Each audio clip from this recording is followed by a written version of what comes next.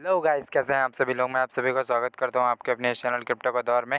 इस चैनल में मिलेगी आपको क्रिप्टो से जुड़ी पल पल की हर खबरें जो आपके लिए यूज़फुल होगी मार्केट से एक अच्छा प्रॉफिट जनरेट करने के लिए। तो दोस्तों चलिए चलते हैं, आज देखते हैं क्या है आज सबके न्यूज़ में और एक एक करके जानेंगे क्रिप्टो से रिलेटेड और बिटकॉइन से रिलेटेड हर एक न्यूज़ के बारे में जो आपके लिए यूज़फुल होंगे। तो दोस्तों यहाँ जो न्यूज़ निकल के आ रही है वह चीन से निकल के आ रही है। चीन में दोस्तों अभी एक अपहरणकर्ता ने कहा है कि वह फिरौती के रूप में सैकड़ों बिटकॉइन की मांग कर रहे हैं। देखते हैं दोस्तों नीचे क्या कहा गया है। तो दोस्तों यहाँ बताया गया है कि चीन ने 4 व्यक्तियों को जेल में डाल दिया है और उनकी इस गलती ये थी कि उन्होंने फिरौती के रूप में सैकड़ों बिटकॉइन मांग लिया था।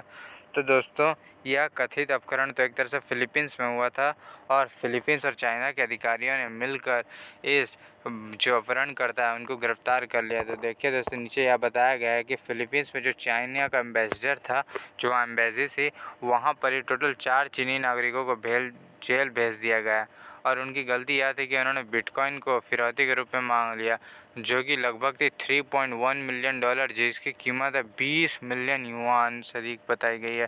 तो दोस्तों इतनी की अधिक उन्होंने मांग ली थी और एक सूचना के हिसाब से आपस में जो फिलीपींस के अधिकारी और चाइना के अधिकारियों ने आपस में कोऑर्डिनेट करके इन जो अपहरण करता है उनको पकड़ लिया और अभी इन्हें जेल में डाल दिया गया। तो दोस्तों ये एक अच्छी न्यूज़ निकल के आ रही है, मगर जिस तरीके से हमको पता है कि चाइना में अभी भी क्रिप्टो को वो रेगुलेट नहीं कर देते हैं और वहाँ पर डिजिटल करेंसी को बढ़ावा बिल्कुल नहीं दिया जा रहा है।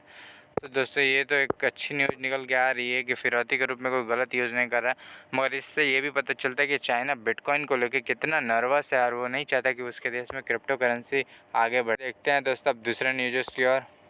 तो दोस्तों यहाँ देखिए, यहाँ जो दूसरी न्यूज़ निकल के आ रही है वह यूएस से निकल के आ रही है। यूएस ने भी बताया कि वह अमेरिकी बॉन्ड का जो बाज़ार है वह संकेत दे रहा है कि आने वाले समय में अगर युद्ध बढ़ेगी तो इससे मंदी आने की संभावना बढ़ सकती है। जैसा कि दोस्तों आप सभी को पता है कि हाल ही फिलहाल में इसी हफ्ते में जो बाइडेन ने कहा था कि वह डॉलर को मजबूत करेंगे और जो उनके देश में इन्फ्लेशन की रेट बढ़ रही है, जो कि 1982 के बाद अब तक की सबसे ज़्यादा थी, तो उन्होंने यह कहा था कि वह अब बिटकॉइन को स्टेबल करेंगे और इन्फ्लेशन को कम करेंगे अपने देशों में। मगर अभी बहुत सारे अमेरिकियों ने यह कहा है कि बढ़ती मुद्रास्फीति से वह निपटना जारी रखा है और उन्होंने कहा कि 2 साल और 10 साल के ट्रेजरी पैदावार के बीच फैलाव उल्टा हो गया है। मानी कि अब अमेरिकियों को लग रहा है कि इन्फ्लेशन से उन्हें नहीं बचाया जा सकता और उनकी अर्थव्यवस्था यानी कि देखिए अमेरिकी अर्थव्यवस्था मंदी की ओर बढ़ सकती है। तो दोस्तों यहाँ यही बताया गया है कि अब अमेरिकी डॉलर असुरक्षित हो चुका है और वह बहुत ही कमज़ोर भी होता जा रहा है दुनिया में एक विश्व करेंसी के रूप में, जो कि वर्ल्ड के लिए जो स्टेबल करेंसी मानी जाती थी डॉलर, अब वह कुछ समय से कमज़ोर नज़र आती जा रही है। और वह भी बताया गया है दोस्तों कि कच्चे तेल की जो कीमत है वो $250 प्रति बैरल के हिसाब से भी जा सकती है। तो ये दोस्तों यही बताया गया है कि आने वाले समय में यही सब होता रहेगा और अमेरिका की अर्थव्यवस्था गिरने की कगार पर है दोस्तों, यही सब बताया गया है। और एक जनरल में देखिए दोस्तों यहाँ ट्वीट भी कर सका है कि covid war to world war 3। World war 3 का मतलब दोस्तों यही है कि रशिया और यूक्रेन के बीच जो वॉर है, जिसका बहुत चांसेस है कि ये वर्ल्ड वॉर 3 में भी बदल सकती है। ऐसा होना तो नहीं चाहिए दोस्तों, मगर बहुत सारे अमेरिकी जो थिंकर्स हैं, जो जर्नलिस्ट हैं, वो यही बोल रहे हैं कि ये वर्ल्ड वॉर 3 की ओर बढ़ सकती है। और उन्होंने संकेत दे दिया है कि युद्ध ने वैश्विक अर्थव्यवस्था पर एक टोल दिया है जिसे मान्यता नहीं दी जा रही है। तो सभी अमेरिकी अभी यही चीज़ को लेकर चिंतित है कि जिस तरीके से वॉर बढ़ रही है और अमेरिका की अर्थव्यवस्था मंदी कर जा रही है, यह बहुत ही एक चिंताजनक विषय है दोस्तों। तो इस न्यूज़ में सिर्फ इतना ही। चलिए अब चलते हैं दूसरे न्यूज़ की ओर में। तो दोस्तों यहाँ जो दूसरी न्यूज़ निकल के आ रही है वह यूरोप से निकल के आ रही है। यूरोप संघ ने भी कहा है कि वहाँ के सांसद ने कह दिया है कि वह होस्टेड क्रिप्टो वॉलेट्स को डेफी स्पेस को खतरे में डालने वाले विनिमय को वापस कर दिया। तो देखिए दोस्तों अभी यूरोप के संसद से एक बहुत बड़ी न्यूज़ निकल के आ रही है और वहाँ बताया गया है कि वहाँ के सदस्यों ने एक विवादास्पद विनिमय को मंजूरी दे दी है, जो यूरोप संघ में विकेंद्रीकृत वित्त यानी कि डिसेंट्रलाइज जो फाइनेंस है उस क्षेत्र को अब वो कमज़ोर कर सकते हैं, जिस बिल को यूरोपीय संसद में पास किया गया है। और इसमें कुछ प्रावधान है जिन्हें अभी तक अन्य यूरोपीय संस्थानों के साथ समन्वित नहीं किया गया है दोस्तों। इसमें कुछ कुछ कमी भी है जिसको सही तरीके से नहीं देखा गया है और यूरोपियन कंट्री अभी भी सही तरीके से नहीं समझ सक रही है कि किस तरीके से क्रिप्टो करेंसी को रेगुलेट करना है। और उन्होंने प्रबंधित क्रिप्टो वॉलेट से जुड़े लेन देन के लिए भी प्रतिबंधात्मक उपायों को पेश कर दिया।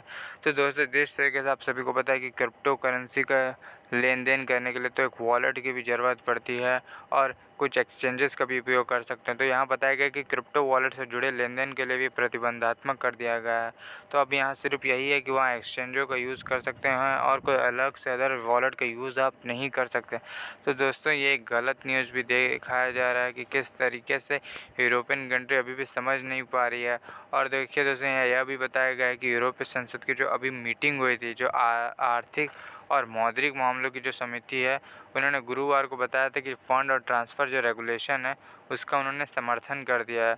और भी जो उसकी जो कड़े कानून है वह क्रिप्टो करेंसी लेन देन के संबंध में कड़े एंटी मनी लॉन्ड्रिंग के उपायों को बाध्य करता है। तो दोस्तों यहाँ यही बताया गया कि वह अब क्रिप्टो करेंसी यानी कि यूरोपियन काउंसिल जो संसद है वहाँ पर ही अब क्रिप्टो करेंसी लेन देन को और कड़े नियमों को लाद दिया गया है और बहुत ही सैंक्शंस के जैसे इसमें जो लॉ लगाया गया वो लगा दिया गया। तो दोस्तों यूरोप की तरफ से अभी भी कुछ अच्छा न्यूज़ नहीं निकल के आ रहा है और यूरोप अभी भी समझ नहीं पा रहा है कि क्रिप्टो को किस तरीके से यूज़ कर सके। तो दोस्तों आज के इस न्यूज़ में बस इतना ही और इस वीडियो में बस इतना ही। तो मिलते हैं नेक्स्ट वीडियो में, तब तक के लिए जय हिंद जय भारत दोस्तों। और यदि वीडियो को लाइक नहीं किया तो मेक श्योर वीडियो को लाइक कर दे, चैनल को सब्सक्राइब नहीं किया तो मेक श्योर वीडियो को लाइक कर दे। तब तक के लिए जय हिंद जय भारत दोस्तों।